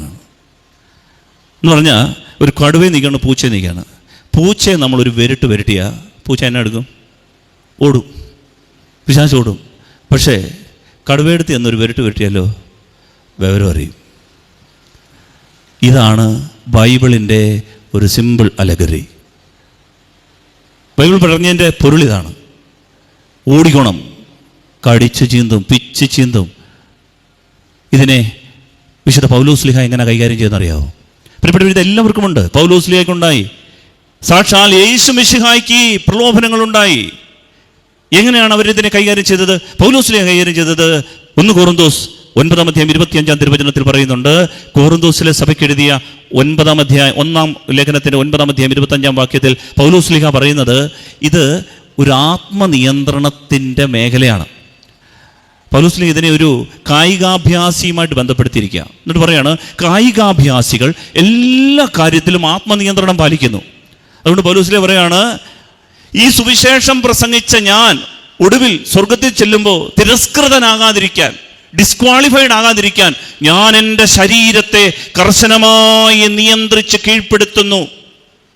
ഇതാണ് പൗലോസ്ലീഹയുടെ രീതി. പൗലോസ്ലീഹ പറയാണ്, കാര്യം ശരിയാണ്, ഞാൻ ഉപവസിക്കും, പ്രാർത്ഥിക്കും, ഞാൻ സുവിശേഷം പറയും, പട്ടിണി കിടക്കും, ഞാൻ അടി കിട്ടും, എനിക്ക് വലിയൊരു കാരാഗ്രഹവാസം അനുഭവിക്കും, ഇതെല്ലാം ശരിയാണ്. കപ്പൽ യാത്ര ചെയ്തു, കാൽനട യാത്ര ചെയ്തു, പ്രേക്ഷിത യാത്രകൾ 7 എണ്ണം ചെയ്തു, ഇതെല്ലാം ശരിയാണ്. പക്ഷേ എന്നാലും ഞാൻ എൻ്റെ ശരീരത്തെ, ഈ ചിന്ത ഇങ്ങോട്ട് വരുമ്പോണ്ടല്ലോ, കർശനമായി നിയന്ത്രിക്കും. ഇല്ലെങ്കിൽ പ്രശ്നം എന്താണെന്നറിയാമോ? നിത്യ കൂടാരത്തിൽ, ജീവൻ്റെ ന്യായപീഠത്തിൻ്റെ മുമ്പിൽ നിൽക്കുമ്പോൾ ഉണ്ടല്ലോ, പൗലോസ് പേര് വിളിച്ച്, പേരില്ല പൗലോസിൻ്റെ. പൗലോസ് വിചാരിച്ച് 2ാം സ്ഥാനം ഇല്ല, 3ാം സ്ഥാനമില്ല, അവസാനത്തെ സ്ഥാനമില്ല, ഡിസ്ക്വാളിഫൈഡായി. ഈ ഓട്ടത്തിൽ എവിടെയോ ഡിസ്ക്വാളിഫൈഡായി. പൗലോസ്ലീഹ പരിശുദ്ധാത്മാവിൽ പ്രചോദനമായി പറയുകയാണ്, ഞാൻ ഈ ഡിസ്ക്വാളിഫൈഡ് ആകാതിരിക്കാൻ, ഈ ഓട്ടത്തിൽ ഞാൻ ഈ സ്വർഗത്തിൽ എത്തപ്പെടാതിരിക്കാൻ ഒരു കാരണമുണ്ടെന്ന്. ഈ പാപത്തിൽ വീണുപോയ എൻ്റെ പ്രിയപ്പെട്ടവരിത് വലിയ സീരിയസ് ആയിട്ടൊരു വിഷയമാണിത്. അതുകൊണ്ടാണ് ഈശോ എങ്ങനെയാണ് ഈ വിഷയത്തെ, ഈ സെക്ഷൽ ടെംപ്റ്റേഷനെ കൈകാര്യം ചെയ്തതെന്ന് അറിയാമോ? ഈശോയ്ക്കും ഇതേ അവസ്ഥകളിൽ പോയി. കാരണം നമുക്കറിയാം, ഈശോ പ്രലോഭിപ്പിക്കപ്പെട്ടു, പരീക്ഷിക്കപ്പെട്ടു. അപ്പത്തിൻ്റെ പ്രലോഭനമൊക്കെ കല്ലുകളാക്കി ഭക്ഷിക്കാനൊക്കെ പറയുന്നത് ശരീരത്തിൻ്റെ വിശപ്പാണ്. അപ്പോൾ എങ്ങനെയാണ് ഈശോ ഇതിനെ കൈകാര്യം ചെയ്തതെന്ന് അറിയാമോ? ഹെബ്രായർക്കുള്ള ലേഖനം 4-ാം അധ്യായത്തിൻ്റെ 15-ാം വാക്യത്തിൽ എഴുതി വെച്ചിട്ടുണ്ട് ഈശോ എങ്ങനെയാണ് ഇതിനെ കൈകാര്യം ചെയ്തതെന്ന്. ഹെബ്രായർ 4:15 ഈശോ ഇതിനെ മാനേജ് ചെയ്തത് എങ്ങനെയാണെന്നറിയാമോ? ശ്രദ്ധിച്ചു കേൾക്കാം. നമ്മുടെ ബലഹീനതകളിൽ നമ്മോടൊത്ത് സഹതപിക്കാൻ കഴിയാത്ത ഒരു പ്രധാന പുരോഹിതനല്ല നമുക്കുള്ളത്. പിന്നെയോ ഒരിക്കലും പാപം ചെയ്തിട്ടില്ലെങ്കിലും എല്ലാ കാര്യങ്ങളിലും, ഇൻ ഓൾ തിങ്സ്, ആ വാചനം ശ്രദ്ധിക്കണം, എല്ലാ കാര്യങ്ങളിലും നമ്മെപ്പോലെ തന്നെ പരീക്ഷിക്കപ്പെട്ടവനാണ് അവൻ. ദൈവത്തിൻ്റെ വചനം പറയുകയാണ്, ഈശോ എല്ലാ കാര്യങ്ങളിലും എന്ന് വെച്ചാൽ ജഡിക മേഖലകളിലും നമ്മെപ്പോലെ തന്നെ പ്രലോഭനം, പരീക്ഷണം ഈശോയ്ക്കും ഉണ്ടായിട്ടുണ്ട്. അടുത്ത വചനം പറയുകയാണ്, അതിനാൽ ഈശോ എന്താ ചെയ്തെന്നറിയാമോ? വേണ്ട സമയത്ത്, ഈ കോണ്ടെക്സ്റ്റിൽ എന്താണ് വേണ്ട സമയം എന്നറിയാമോ? ഈ പ്രലോഭനം ഉണ്ടാകുന്ന സമയം, ഈ ചിന്ത ഇങ്ങോട്ട് വരുമ്പോൾ, ഇങ്ങനൊരു താല്പര്യം ഉണ്ടാകുമ്പോൾ, ഫോണൊന്ന് എടുക്കാൻ തോന്നുമ്പോൾ, ഈ ഒരു ചിത്രം കാണാൻ തോന്നുമ്പോൾ, പ്രിയപ്പെട്ടവരെ, ആ സമയത്ത് കരുണയും കൃപാവരവും ലഭിക്കുന്നതിന് നമുക്ക് പ്രത്യാശയോടെ കൃപാവരത്തിൻ്റെ സിംഹാസനത്തെ സമീപിക്കാം. ഇതിന് വചനം പറയുകയാണ്, ഈശോ ഇതാ ചെയ്തത്. തൻ്റെ ബലഹീനതകളിൽ അവൻ നിലവിളിച്ചു, ഉച്ചത്തിൽ നിലവിളിച്ചു. തൻ്റെ ബലഹീനതകളിൽ അവൻ വാവിട്ട് കരഞ്ഞു എന്നാണ് ഹെബ്രായർക്കുള്ള ലേഖനത്തിൽ വേറൊരിടത്ത് പറയുക. വാവിട്ട് കരഞ്ഞു, ഉച്ചത്തിൽ കരഞ്ഞു, ദൈവത്തോട് തൻ്റെ അപേക്ഷകളും പ്രാർത്ഥനകളും സമർപ്പിച്ചു. ഇതാണ് ഈശോ ചെയ്തത്. പ്രിയപ്പെട്ടവരെ, ഈ സമയത്ത് ഈ കൃപാവരത്തിൻ്റെ സിംഹാസനത്തെ, ദ ഹിലസ്റ്റേരിയോൺ എന്നൊരു വാക്കാണ് പൗലോസ് ഉപയോഗിക്കുക, ദ മേഴ്സി സീറ്റ്, ദൈവത്തിൻ്റെ കരുണയുടെ സിംഹാസനത്തെ ദൈവത്തെ നോക്കി ഇങ്ങനെ വിളിച്ചു, ദൈവമേ, അപ്പാ കരുണയായിരിക്കണമേ. ഇതാണ് ഈശോ ചെയ്തത്. കരുണയുടെ ഈ സിംഹാസനത്തെ നോക്കി നിലവിളിച്ചു, പ്രത്യാശയോടെ വിളിച്ചു. പ്രിയപ്പെട്ടവർ, ഇങ്ങനെയാണ് ഈശോ ഇതിനെ കൈകാര്യം ചെയ്തത്. അങ്ങനെയെങ്കിൽ നമ്മളിതിനെ ശസ്ത്രക്രിയ ചെയ്തുകൊണ്ടിരിക്കരുത്, നമ്മളിതിനെ പാമ്പർ ചെയ്തുകൊണ്ടിരിക്കരുത്. ഇതിൽ നിന്നോടി അകലാൻ കർത്താവ് നമ്മളോട് ആവശ്യപ്പെടുകയാണ്. ഈ വചന ശുശ്രൂഷയിൽ ദൈവത്തിൻ്റെ ആത്മാവ് നമ്മളെ അതിനെ സഹായിക്കട്ടെ.